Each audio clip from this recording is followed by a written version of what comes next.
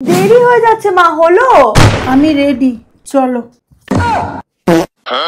এই রাত্রিবেলায় আপনি সানগ্লাস পরে কোথায় যাবেন? এই বয়সে একটু বেশি বাড়াবাড়ি হয়ে যাচ্ছে না? হিংসা করো না, চেষ্টা করো নিজেকে আপগ্রেড করার। মা, এটা আদা রসুন নয় যে তুমি পেস্ট বানাচ্ছ।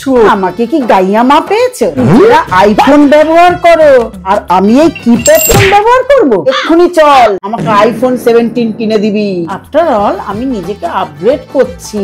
What the fish? তোর বাবাকে আমি বলেছিলাম ইলিশ মাছ আনতে, নিয়ে এসছে চারাপোনা। এইভাবে হবে না বুঝলি, তোর বাবাকে আপগ্রেড হতে বল, নয়তো তুই নতুন বাবা খুঁজে নে।